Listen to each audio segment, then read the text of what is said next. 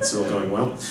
But no, it's nice to be here. This is a nice crowd too. Nice sized crowd for a gig. You want to do crowds? I've done bigger gigs than this, as you would fucking hope. But I've done much smaller gigs than this. I've got a benchmark for small gigs that makes any number of people just fine. I did a gig a few years ago in Sydney at a place called the Fairfield RSL. You know this place, yeah. Well, I showed up to do the gig, and it was a beautiful room. It was just what you would imagine a comedy room to look like. It had like little candles on the tables, the red velvet curtains. It was beautiful, right? Walk in to do the gig. I was the MC like Sam is tonight. Walk in to do the gig. Not one person was there for the comedy. Seriously, not one. And I went up to the woman that was like running the night, and I said like, you know, what are we going to do? There's nobody here. And this was her advice to me. She said, why don't you just get up and start, and maybe it will improve. It's not going to get any fucking worse, is it? So I did. I'd driven all that way, and I wanted to get paid. So I got up and started the gig to nobody. Seriously, I did like 10 minutes off the top, and you know, brought on the support act. We had a break. That was a great moment in comedy. See you at 10. You know, so it can be completely pointless to do this job without having people here. So I do want to start by thanking you for showing up. Well, it's a big ask. It's Saturday. You could have done anything, and you came here. And I always operate under the assumption that maybe 60% of the audience at any given comedy night doesn't want to be here. Was forced to be here by somebody else. So I had to start with that and work my way up. Am I being realistic? Yeah, I know, it's true. But, well, you could have done anything. It's just such a big ask to leave your house and come and see something in a live format. That's what I've always thought, and I'm the same. It's like, you know, as soon as you leave the house.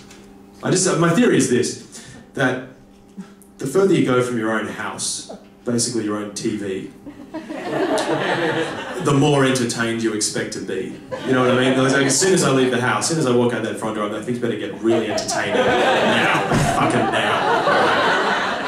Whereas if I'm at home in bed watching TV, anything will pass for entertainment. I will watch anything. Alright, I'll watch like the Lotto draw with bad reception and no ticket. Fuck it, just you know, I don't care. But as soon as I'm out that front door, things better get good. So I just want you to know that I feel your pain, and I've been in audiences before, and I know what it's like out there in the dark, and it's scary. I don't know what you're going through, and you know, if I was sitting where you are, I'd be thinking, just fucking get on with it, Baldy. You know, whatever it is you think you're doing up there, finish it. Realise, just want you to know. I wouldn't have come to this. Feel that you're here. Hey, this is incredibly embarrassing, folks. Last week I went into a McDonald's, and to my horror, a girl I went out with in high school was working behind the counter. And it was just incredibly embarrassing for me to have to go up to her and ask for an application form. I feel like, no, I'm not going to get this job. I just, no. But no, actually I wasn't at McDonald's today. I was in the city. I live in Camperdown. You know where Camperdown is? It's like inner west of Sydney. It's a kind of a fairly sleazy... If you don't know what Camperdown is, it's like behind Newtown. It's a really sleazy part of town, a lot of drugs and weirdos and people live there. It's a really kind of... To give you some idea of how sleazy Camperdown is, right around the corner from my house there's a brothel right next to a primary school. It's charming, isn't it? So I'm actually sending a petition around at the moment to try and get the school closed down.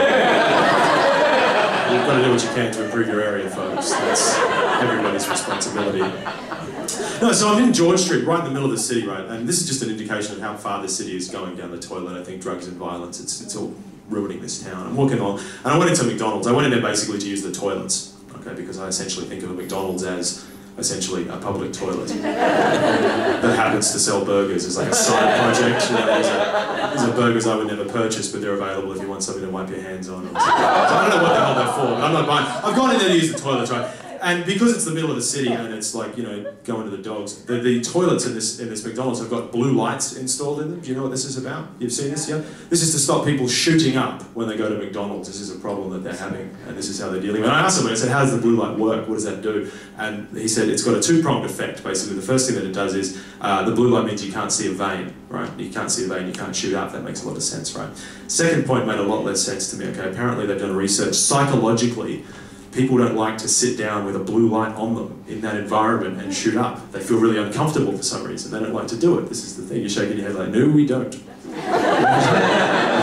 is that wrong? I don't know. That's what the guy said. And the thing, it doesn't make any sense to me either. If you've gone to all that trouble of like, you know, robbing somebody, you know, buying the drugs, locking yourself in a cubicle at McDonald's, rolling up a sleeve and then going, the lighting is all wrong in here. No. Just a Happy Meal, please. I'm done with that.